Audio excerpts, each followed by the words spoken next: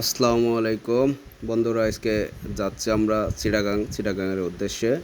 চিটাগাংয়ের কিছু ঐতিহ্যবাহী জায়গা, তার মধ্যে মোস্ট অফ দ্য পপুলার জায়গা যেটা হচ্ছে খওয়াচর ঝর্ণা। বাংলাদেশের চট্টগ্রাম মিরসরাইল পাহাড়ে অবস্থিত একটি জলপ্রপাত। মিরসরাইল উপজেলার নাপাত্তাছড়া ঝর্ণা সহস্র ঝর্ণার প্রভৃতি তুলনায় খওয়াচর ঝর্ণা এর স্ত্রীত্ব অন্যতম বৃহত্তম। ছোট একটি ঝর্ণা, ছোট 9টি ঝর্ণা। এখানে টোটাল 9টা ঝর্ণা আছে। অনেক বিচ্ছিন্ন ধাপ রয়েছে, যেটা হচ্ছে আপনি গেলে বুঝতে পারবেন। এই যে আমরা যেখানে উঠতেছি, এটা হচ্ছে অনেক বিচ্ছিন্ন ধাপ বা ধাপের ওপর আমরা হচ্ছে করে তারপর আমরা এখানে উঠতেছি আস্তে আস্তে। যেটা হচ্ছে খওয়াছড়া ইউনিয়নে অবস্থিত বলে এর নামকরণ করা হয়েছে খওয়াছড়া ঝর্ণা। বিশেষ করে ধারণা করা হয় যে এটার হচ্ছে প্রায় 50 বছর আগে থেকেই প্রবাহিত হয় এই খওয়াছড়া ঝর্ণার ইয়েটা, যেখানে হচ্ছে এখানে বিশেষ করে জনমানহীন পাহাড়ি এলাকা, যার কারণে এটা ইয়ে করতে একটু সময় লাগছে। এবং যেটা হচ্ছে 2010 সালে এটাকে হচ্ছে জাতীয় উদ্যান হিসাবে আখ্যায়িত করে, অন্তর্ভুক্ত করে, যেটা যার কারণে দেখা যাচ্ছে অনেক সময় আপনার এই খওয়াছড়া ঝর্ণার অনেক জায়গায় প্রাকৃতিকভাবে যেটা সংরক্ষণ করা লাগে, সংরক্ষণের জন্য এটা জাতীয়ভাবে হচ্ছে উদ্যোগ নেয় এবং জাতীয়ভাবে এটা সংরক্ষণ করে, যার কারণে এটা হচ্ছে আপনার হচ্ছে খুব ভালো একটা এবং সংরক্ষিত জায়গা।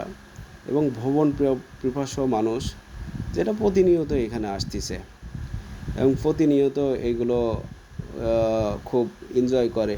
এই যে দেখেন, অনেক মানুষ এখানে আসে যারা এনজয় করে।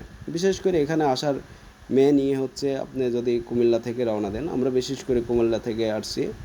কুমিল্লা আমি হচ্ছে এখানে কর্মস্থল, যার কারণে এখান থেকে বেশি সময় লাগে না। আমরা বাইকে গেছি, অনেকে গেছি বাইকে। আমরা টোটাল 5-7 জন মিলে একটা ট্যুর দিলাম,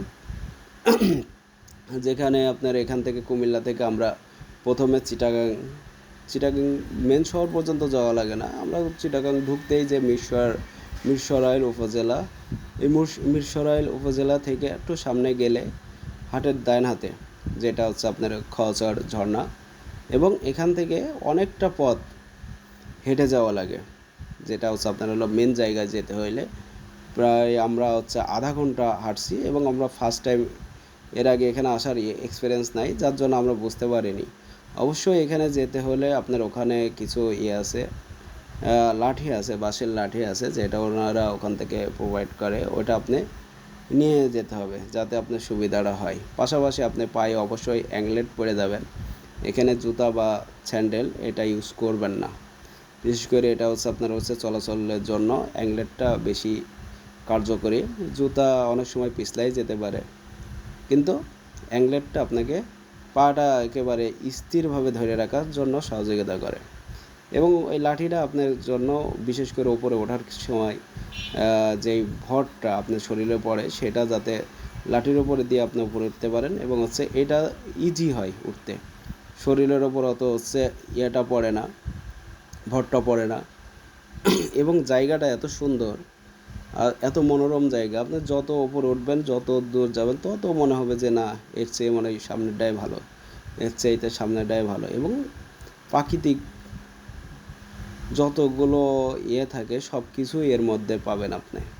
পাখি থেকে শুরু করে কোলাহল এবং পানির যে ঝর্ণার যে প্রকৃতি ও স্বাদ, এবং প্রকৃতির সাথে মিশে যাওয়ার যে একটা বিশাল অপরূপ সৌন্দর্য, নিজেকে একেবারে সুন্দরভাবে সামঞ্জস্যত করবে সেমন একটা জায়গা।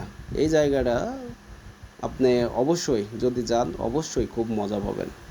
আমার বিশ্বাস এরকম জায়গা আসলে ফ্যামিলি নিয়ে না যাওয়াই ভালো, সিঙ্গেল বা বন্ধুর সাথে যাবেন। কারণ এটা হচ্ছে বাচ্চা থাকলে আপনার এখানে ওপরে ওঠা খুবই সমস্যা, এবং প্রায় আধা ঘন্টা হাঁটা লাগে। 1 কিলো 1.5 কিলো রাস্তা আপনার হচ্ছে হেঁটে তারপরে আপনার নির্দিষ্ট জায়গায় যাওয়া লাগে। এবং অনেক বড় পাহাড়, এই পাহাড়ের ওপরে উঠে তারপর আপনার ঝর্ণার যে প্রকৃতির স্বাদ, এই স্বাদটা আপনি নিতে পারবেন। যার জন্য আপনি একা একা অথবা আপনার বন্ধুদের সাথে আসাটাই বেটার। ফ্যামিলি নিয়ে এসে আসলে ওইরকম মজা করতে পারবেন না। আর ফ্যামিলি নিয়ে এখানে ভ্রমণ করাটাও খুব কঠিন, বিশেষ করে অনেকটা কঠিন। যারা নিয়ে আসছে তারাই বলতে পারবে যে কতটুকু কষ্ট তারা করতেছে। এই যে আমরা যেটা উঠছি, এই যে দেখুন অনেক বড় সেদিন বৃষ্টি হচ্ছিল, হালকা হালকা বৃষ্টি হচ্ছিল, যার জন্য আপনার অনেক বেশি উঠতে একটু কষ্ট হচ্ছিল, পিছলা ছিল।